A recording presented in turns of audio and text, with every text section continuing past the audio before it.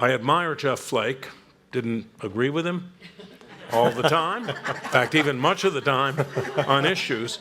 But he's a principled conservative, the author of The Conscience of a Conservative, who declined to run for re-election in 2018 amid the Trumpian storm in the Republican Party. I'm not here to argue with him. I'm here to try to facilitate a conversation. Jeff, how'd you get into politics? Well, that's a bit of a long story, I guess. We have time. It's 44:19. Okay. Let me first say what a great honor it is to be here among so many better-known, more renowned authors. But it's a pleasure that Cheryl and I find ourselves in to be here. But being in this library reminds me of when I met Cheryl 35 years ago on the beach in Hawaii. We were going to school there. BYU has a campus on the North Shore, one of the best kept secrets there. The first day of school, I threw my bags in the dorm, and as any good Arizona boy would do, ran to the beach where there's water, and saw a beautiful California girl sunning herself on the sand. And she laughed at my name. I got the last laugh. But 7 years later, we went to that exact spot where we met on the beach, and we reminisced, and then we walked up to the school, and I said to Cheryl, this has changed a lot. I said, that's a new building right there on the right. She said, no, that's the library. So being in this library makes me still feel a little guilty there, but it was new to me, I can tell you that, but I've spent time in a few since that time. But how I got into politics, I grew up in the small town of Snowflake, Arizona. Snowflake was named after my great-great-grandfather, William Jordan Flake. Not the weather. No, it does snow there. It's up in the north, but William Jordan Flake came down from Utah, founded the town.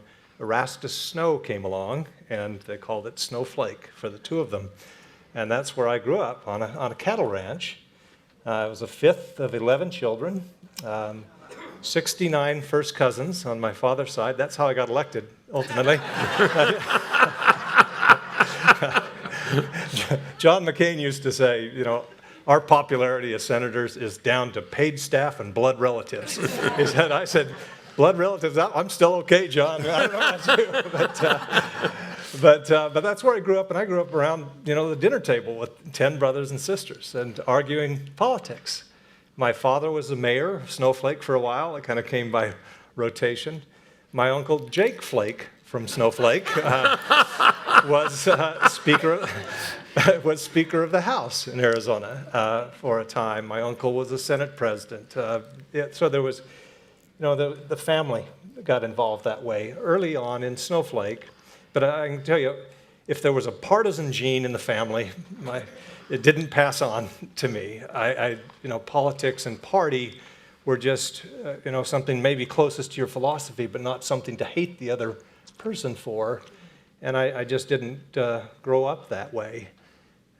Snowflake, in fact, was divided. In early days, it was Mormon settlers who came, and the LDS, the Mormon Church, wanted to make sure that the parties didn't align or didn't go toward, or the members didn't go toward some of the fringe parties out there. And so they actually said those living east of Main Street register as Democrats, those living west of Main Street Republican. The Flakes were east of Main Street. And so we were Democrats until really my father's generation. But it didn't matter much. It just because it's a small town or a state, you have to get along. You have to govern. And so that's kind of the example I had growing up. And I then served a Mormon mission in South Africa and Zimbabwe and fell in love with Africa politics. And then Cheryl and I were able to go back to the country of Namibia in southern Africa, the year that Namibia gained its independence from South Africa, 1989-90, and saw at that time to be able to be in a country when it has its first elections, writes its constitution, and when the Berlin Wall had come down the same week of the Namibian elections, it was just a heady time to see the positive influence of America abroad and how every country bursting into freedom in Eastern Europe and elsewhere were modeling their constitution after ours. And it just, that really hooked me. And I knew that I'd be around politics. And then after running the Goldwater Institute in Arizona for 7 years in the 90s, decided to run for the House of Representatives and got lucky the first time. So been in politics ever since until last January. Let's talk about that. Let's talk about your experience, and maybe you even can talk about John McCain's experience as you both dealt with President Trump, and then you decided not to run for re-election. Yeah, I've been known, really, I was known in my whole time in the Senate as the other senator from Arizona, which I enjoyed immensely. But to know John McCain and to work with him while I was in the House for 12 years and then very closely in the Senate for 6 was really the honor of a lifetime. And when the president ran the first time, there were a couple of things that I thought were just awful, frankly, for a Republican or anybody. First, the way he questioned President Obama's citizenship and the birtherism angle. I thought, if somebody believes that, there's something wrong. And if they don't believe it, but know that others do, and use it as a tool, then that's wrong as well. But the second thing was, second probably immigration and what he was saying about immigrants, particularly in my state, and about the judge who couldn't judge fairly because he had Mexican heritage. That was just, I thought, we cannot support as Republicans that kind of thought. And then the third strike was his attitude toward John McCain. When he said that John McCain, that he only respected those who weren't captured, I thought was just beyond the pale. And so my first time I ever met Donald Trump was when he had pretty much locked up the nomination and he was in the Senate. He came over to meet with Senate Republicans, and there were about 45 of us in the room, and it kind of went around. People were asking questions, and then he looked at me in the back and he pointed at me. He said, "You've been very critical of me." And I said, "Yes." I said, "I'm the other senator from Arizona, the one that wasn't captured." And anyway, he was very angry. He said, "You're going to lose in November." I said, "I'm not up in November, but I'll take that into account." But anyway, that was the first meeting with him, and it kind of went the same throughout. I just couldn't, as a Republican, I felt from the very beginning, you may have a short-term benefit. You can rile up the base for a time, for an election or two, but it runs its course. And that's not who we want to be as a party. And so that's where I started out, and I always respected John McCain had a lot more stature than I did, but we spent a lot of time together, traveling obviously around the state, but then around the world as well. I traveled quite a bit with John McCain, and to watch him basically going to our allies to remind them that they're still our allies, which was important work, and he did a lot of it in his last couple of years. Yeah, after President Trump first met with President Putin, and he said he believed Putin that there had been no interference in the elections, John McCain issued a pretty tough statement. Yeah. I assume that you agreed with that statement, that the president was wrong, that one should believe the intelligence agencies. Did the White House ever try to bring you on board? There were some on certain issues. If it was an issue important to them, and the tax cut you could be for. Yeah, and there were things that we agreed with the White House on. Some of the efforts toward deregulation and having a conducive tax policy. Certainly, one thing I worked quite a bit with the White House on, tried to work with them on, was immigration and to get DACA passed and to try to use whatever leverage I had. As there was a tight squeeze, and so when there was a tight vote that I felt that I could use leverage to get the White House to commit on DACA, for example, we would try. And we would often have the president committed at 10 a.m. But by 2 p.m., that was kind of the running joke in the Republican caucus. Was it the 10 a.m. president or the 2 p.m. president? Because it would change depending on who got to the president between that time. So yeah, there was some outreach. I was elected at the same time as Mike Pence was. We both ran conservative think tanks in the 1990s. We knew each other then. We were elected together and were best friends for 12 years in the House. And so Mike reached out at times, and so I've tried to not have my votes be because of animus toward the president. To try to vote on principle, you don't always succeed in that. But they've reached out at times, but on issues of importance like separation of powers, I just couldn't be with the president on some of those things. There's just no way. Could you give me an example of that? Well, one is the AUMF, or Authorization for Use of Military Force. Tim Kaine and I, Tim Kaine from Virginia, a Democrat, we worked for 6 years trying to get some template where the Congress could assume its rightful role in declaration of war, or at least use of military force. And the president and the Democrats just pushed back and pushed back. I'm sorry, and the president and his advisors just pushed back. We still don't have a decent authorization for use of military force.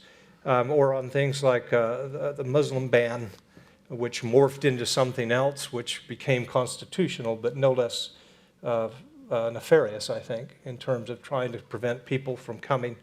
Immigration, I just have never been able to work up, I guess, the bile I grew up on a ranch and a farm. We used migrant labor on our farm before it was illegal to do so. It was illegal for their presence to be there, but not to use it. But I've never been able to look at those coming across the border to make a better life for their family as a criminal class. And so that was a big disagreement with the White House all the time. Yeah, you talked about you're working with Tim Kaine, who was Hillary Clinton's running mate, 2016. John McCain famously worked with Ted Kennedy on things like immigration reform and at one point climate change. Is that possible now? I mean, Kennedy went to Orrin Hatch and said, I want to insure every child in America, poor child. And Hatch said, I don't want a big, giant federal program. And Kennedy said, well, what if we have a federal program, but the states administer it? And Hatch said, I could do that.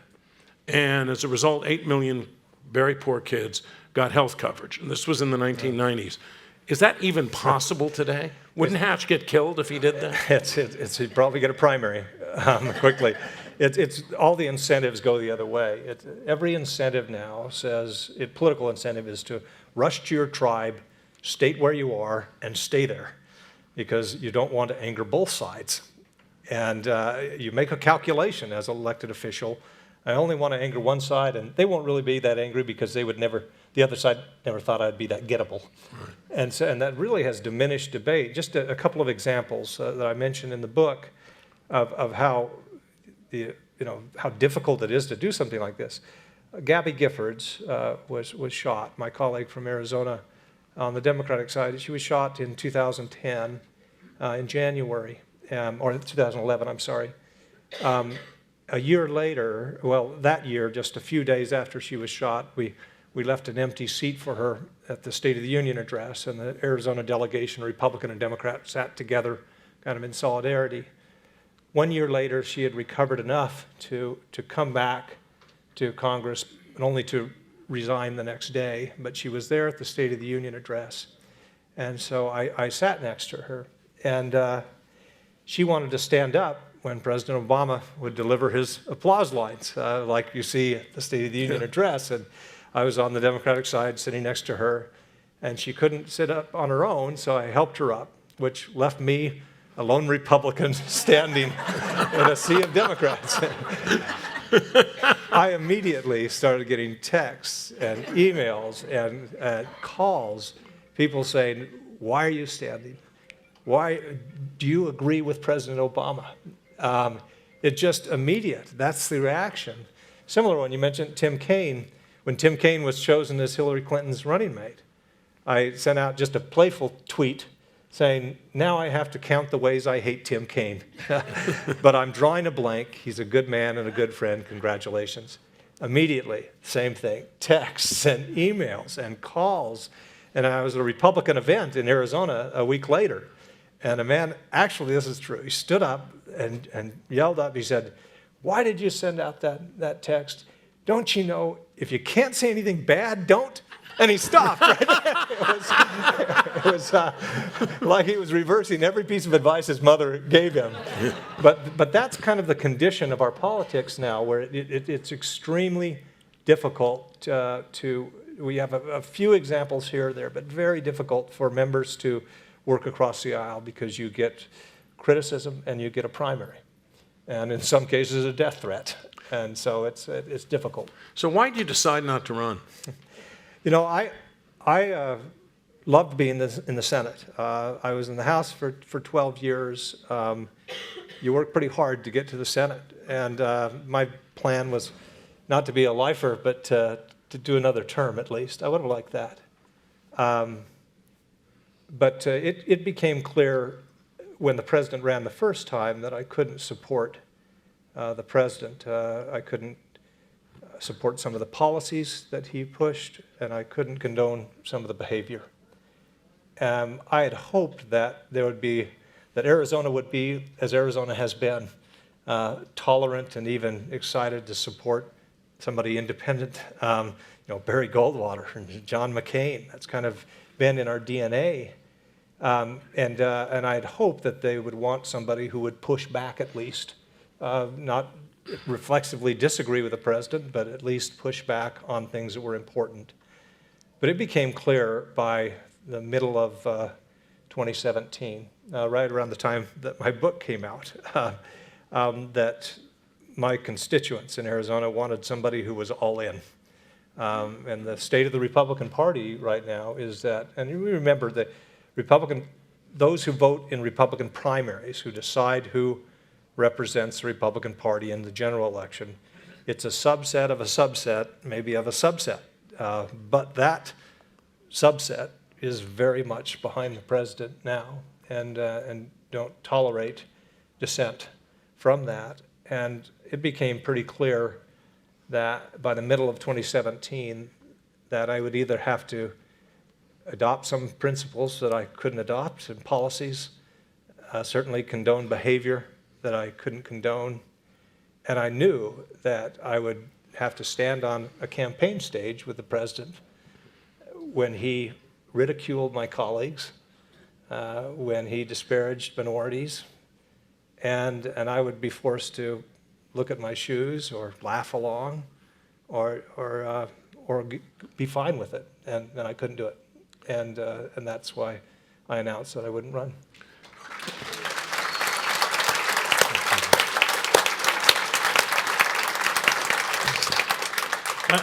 I think you're in kind of good company because today I believe Ronald Reagan would be the real rhino.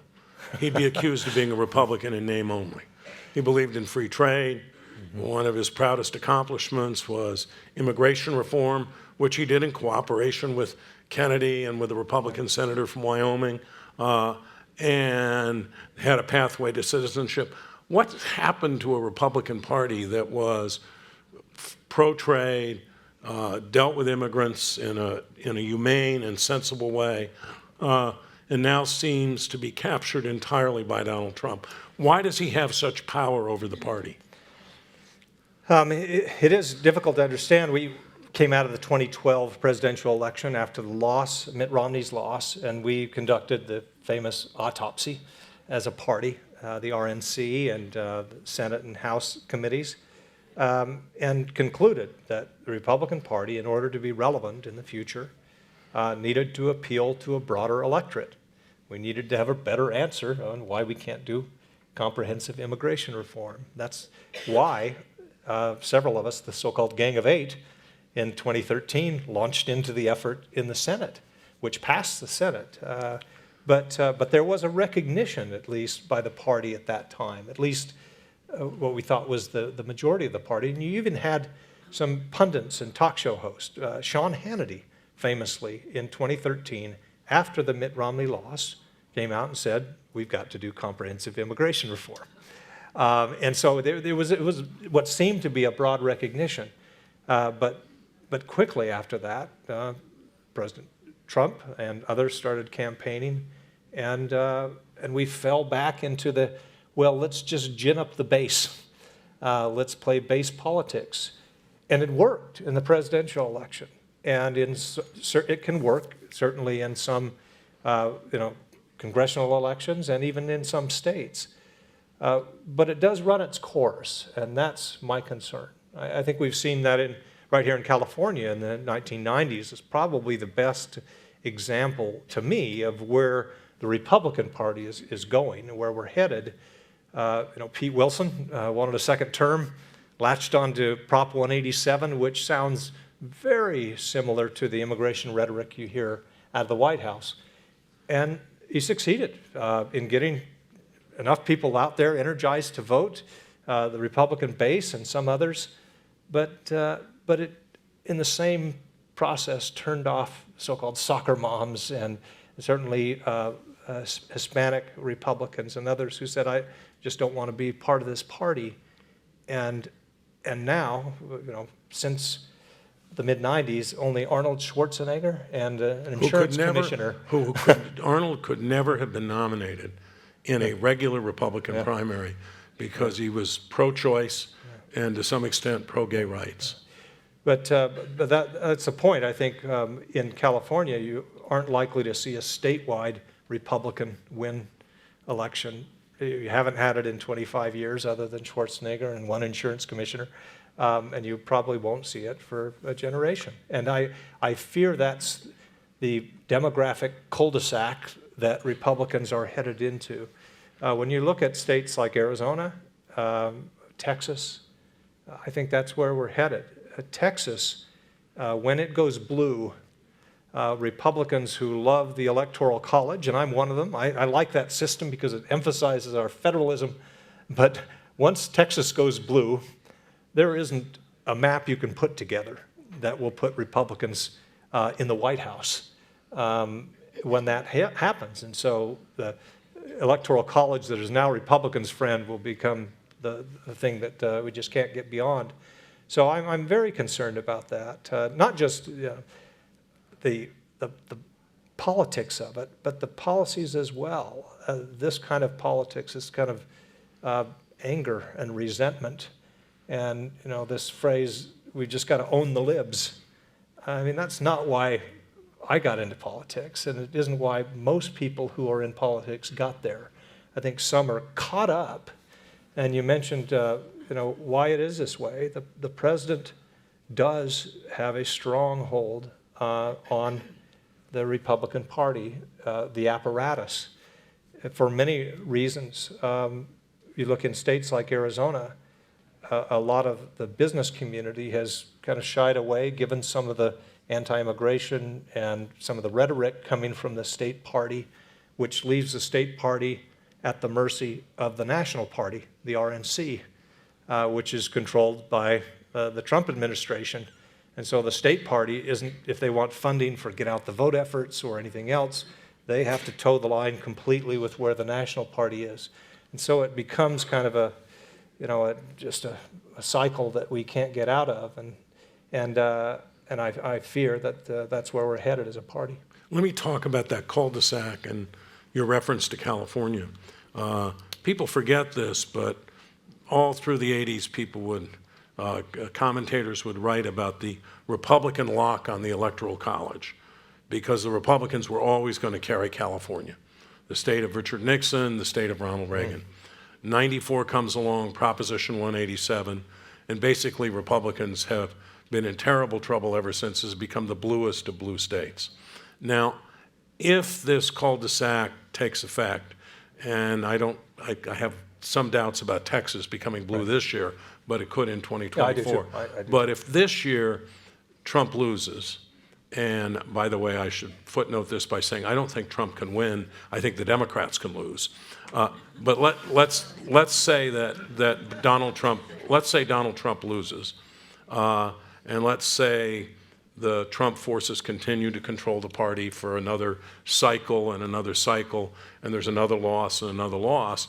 It'll be a lot like the Democrats in the 1980s until Bill Clinton came along and kind of remade the Democratic Party and convinced people that it was somewhat more centrist than they had assumed and that it wasn't necessarily the party of big government all the time.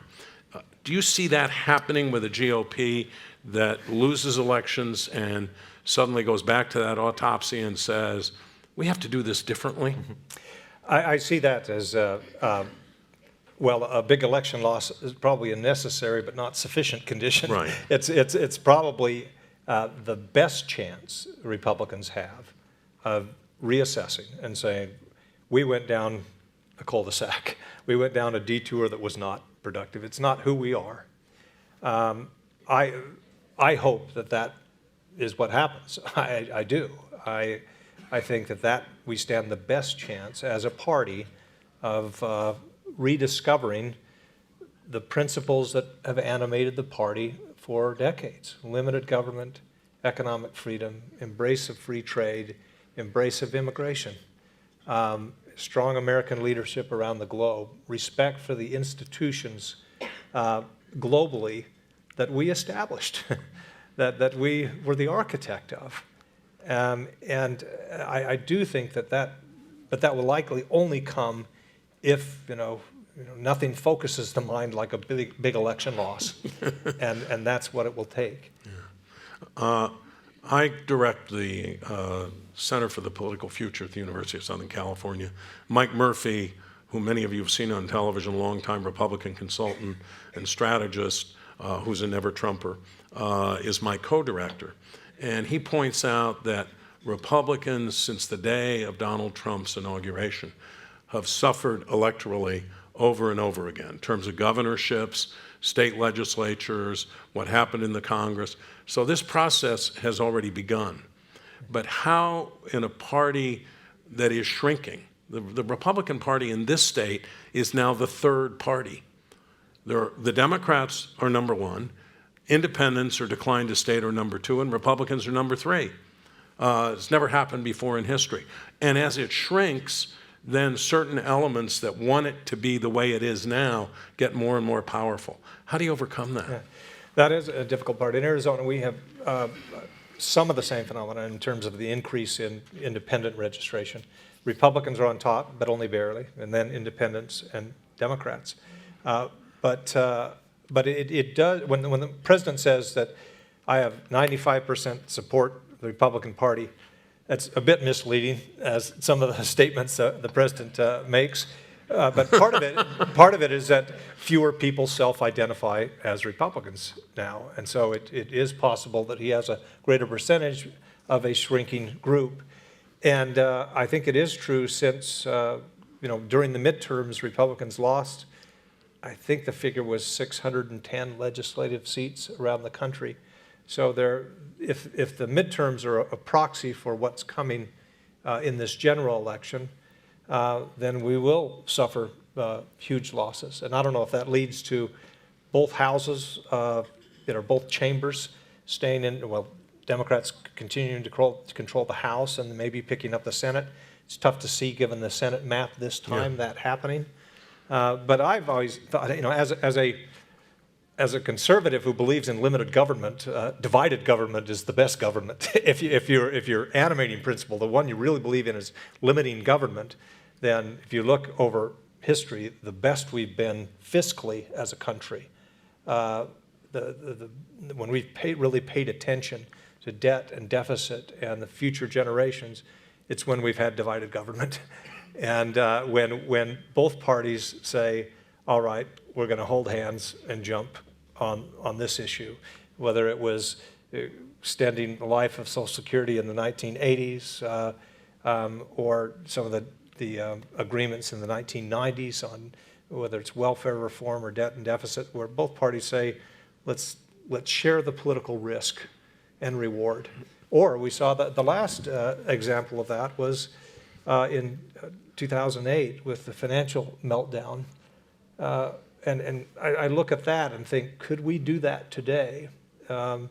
This is when Barack Obama and John McCain were running for president.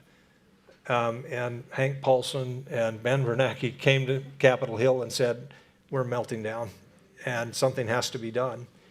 The two presidential candidates suspended their campaigns, got to Washington, and both of them started calling their respective colleagues and saying, please support this ugly package that nobody wants. Nobody wants to bail out these banks. It was a terrible package, but they knew it had to go. And so they put aside their politics, both held hands and said, let's jump together. And I fear if there's some kind of international meltdown or something similar, if we could do the same thing today. It's tough to see the parties coming together now. Well, Reagan got away with the Social Security rescue package, which extended the life of Social Security for a long time. He did it in cooperation with Tip O'Neill. Alan Greenspan was involved. But he was Mr. Conservative. He was unassailable in the Republican Party. You think about George H.W. Bush, who took action to control the deficit and involved some tax increases in 1990. And you think about the price Bill Clinton paid after the economic package in 1994 or 93, paid in the 94 election. I think you're right. I think today, if you face these kinds of crises, it's very hard to see how you'd get the two parties together to do something. And even if you did, and you got the president to agree, that would be 10 a.m. Trump. And then you would run up against 2 p.m. Trump, who would get a lot of advice and a lot of pressure from the Steve Bannons of this world. Don't do it. Doesn't that leave the country in a very dangerous place? It is. But, you know, I listen to John Meacham, and I take heart in what he says, that we have been through worse before. And if you were there last night, it's so affirming to you know, hear of what we've gone through before and think, you know, some of these issues we face now are big and challenging, but they're nothing compared to those issues. And we got through them. But it does require leadership. It does require people standing up and saying, this is the direction we're going, regardless of the politics. This is what we need to do. That's tough to see right now. I mean, this partisan environment, I've never seen it this. I don't think anybody's experienced it like this. But it's been a while in building. And I remember when I got to the Senate in 12, Martin Heinrich, Democratic Senator from New Mexico, he and I were in the House together and worked on public lands issues and things that we dealt with together. And we just looked around and thought, it can't be this way. We have these you've been hearing in this last week, the Republicans going in for their Republican caucus luncheon. I'm here to tell you, 3 days a week, the three lunch periods where senators are in Washington, Republicans have a lunch together, Democrats have their lunch together. Never the two meet. And we saw that, and we thought, this has got to change. I mean, we can't do this. So Martin and I cooked up an idea that in the congressional break in 2014, in August, we would maroon ourselves on a deserted island together and survive together, a Republican and a Democrat. I'm not kidding. We did this. I went to Discovery Channel knowing that they do some of these, the survival shows, and I said, Martin, quietly, we didn't tell one of our colleagues that we were doing this, but we said, we'll take a GoPro camera and get some footage if you want it. They said, no, we want to come film it. And so they did. So for a week in August of 2014, Martin Heinrich and I went to the Marshall Islands with only a machete between us, no food, no water, for a week on that island. And Discovery Channel filmed it. This was not Naked and Afraid, but that was, but it seemed like it sometimes. But we survived it, and we got back. I still remember walking on the Senate floor after word got out that we'd done this adventure, and nobody could believe it. That we'd not killed each other with a machete, I guess. But Stephen Colbert had the best quip afterwards. We went on his show, and he ran a clip of us trying to spear fish or whatever, and he said, Flake and Heinrich proved once and for all Republicans and Democrats can get along if death is the only option. So sometimes you think that might be what it takes. So you can still get that experience. It's on Amazon for $2.99. It's called Rival Survival. But anyway, you can do it. You can get along, and it just... And there doesn't have to be a last survivor. Yeah, exactly. But it's tough to see Chuck Schumer and Mitch McConnell out there in a loincloth doing that. It's tough to see. You know. Mitch McConnell in a loincloth. With that, I think I'd like to turn this over to the audience for a few minutes of questions. Yes? How do you see this impeachment thing affecting the upcoming House and Senate elections? Let me repeat the question. How do you see the impeachment thing affecting the House and Senate elections? And I'll add that you ran the Goldwater Institute, and your colleague, Barry Goldwater, was one of the people, or the namesake of your institute, was one of the people who went down to the White House to see Richard Nixon and say, you need to resign, you're going to get convicted in the Senate. And the president said, how many votes do I have? And I think Goldwater said something like 4, and I'm not one of them. And he resigned the next night. He said, you don't have the Senate support, and you don't have mine, I think is what. I thought at the beginning, and I certainly agreed with Nancy Pelosi's position, push back against impeachment as long as you can. She finally felt after the Ukraine phone call that she had to move ahead. It's hard for me to see politically the president not gaining some strength after having survived this. And that was my fear at the beginning, and I think that will likely play out. We've seen how successfully he played the Mueller report, which was anything but exculpatory, into, hey, it was a witch hunt against me. And when you have the loudest microphone, the only real microphone in the country, to say these things again and again and again, I'm not sure it's building his base enough. I'm with Bob in terms of, I think that this election is the Democrats to lose. I do think that if the president is on the ballot, he can't grow his base enough. He's lost enough independents, suburban women, millennials, and others, that he just can't get over unless the Democrats nominate somebody so far on the left that it scares independents into saying, I'm going to vote my pocketbook. So that's where I think the president is. But I do think that if when there is an acquittal, and there is, we know how this game ends. We don't quite know what the score is in terms of how many Republicans, if any, vote to convict or remove the president. I will be surprised if any Republicans do. And my own feeling is you can make a compelling case for impeachment, that the president has committed impeachable acts. You can also make a very compelling argument that these acts do not rise to the level that require some removal from office during an election year in particular, and that would tear the country asunder, and we shouldn't go that way. What you can't do, in my view, is do what House Republicans did, is try to maintain that the president did nothing wrong and that Republicans should be okay with this. That's what I think is inexcusable. Well, Mitt Romney has been excoriated on Twitter for saying that there ought to be witnesses and that John Bolton probably ought to testify. And I am there, too, on witnesses. Boy, if there's somebody out there with information that is readily available, it's in book form, a manuscript out there, why wouldn't you? How can you be seen as doing anything but trying to cover up something if you're not wanting that to come before the Senate during a trial? So I hope that those calling for witnesses prevail. That will be an ugly process because Republicans will get theirs, and it'll likely be Hunter Biden or maybe Joe Biden. But I think that that's a process that's worth going through.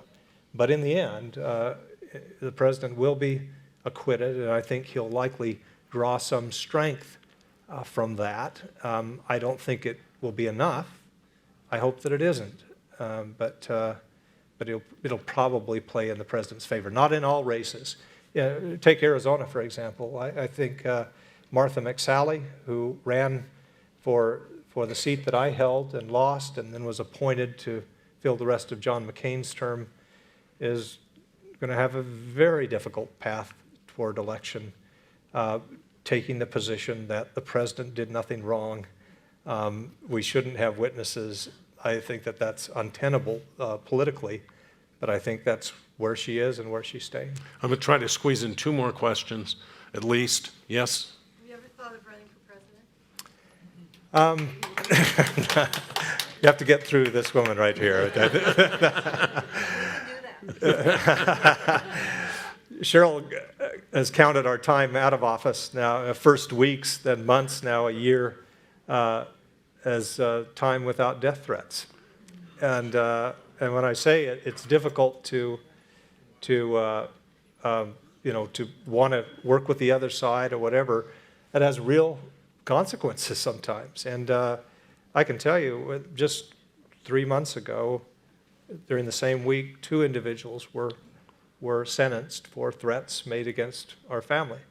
The pipe bomber, the one that sent pipe bombs to some media personalities and some Democrats, after they caught him, the Capitol Police called and said, you're all over his hard drives, and then found he had tweeted out a picture of an aerial photo of our home in Mesa, Arizona, with the caption, Senator Flake, there are a lot of entrances. I'll see you soon. And there are others that sent emails or text to Cheryl of beheading videos and then the addresses of all of our kids where they're living. And so it's a tough time to be in there, and I admire those who endure that and go through it. And I haven't sworn off politics. It is a noble profession, and there are good people in it. And we need good people to run for it. But I hope the fever cools a little bit. And after 18 years, a little break is nice. I was supposed to repeat that question, why don't you run for president? That was a pretty eloquent answer. I think, actually, you might find some support in the room if you decided to do it. Another question? Right there. I'm wondering why they can't use a secret ballot in the Senate voting, because it seems like a lot of it is concerned about what people at home are thinking the way you vote. Yeah. What question is, why can't there be a secret ballot on impeachment in the Senate? My friend and co-director Mike Murphy says the president might get convicted if there was a secret ballot. Do you agree with that? Well, I was asked that after your colleague Mike Murphy said that. This is back in September, and I just kind of joked because Mike Murphy said he thought there'd be 30 senators who would vote, and I said, it'd be 35 at least. And people took that as, no, Jeff Flake says there are 35 who would vote in secret. There is no love lost in the Republican caucus in the Senate for the president. Most of my colleagues, if not all of them, had aspirations far higher when they came to the Senate than defending the president's tweets and trying to carry out his agenda. So there's no love lost, and if people could hear what happens in those private caucuses that we have virtually every day in the Senate, they would know that. But there is an incredible desire to win your seat back. And they know right now that in any race, the president could pick up a phone and generate a primary for you. And you've seen members actually take a position, write an op-ed in favor of their position, and then 2 days later change their mind, write another op-ed with the diametrically opposed position because they were made to realize that their seat would be in jeopardy. But a private vote, it can't happen, and in my view, should not happen. I don't think we ever want to have a time when secret ballots are held like this. We are running out of time. I'm really sorry. This was a terrific conversation with a terrific person. Thank you. Thank you.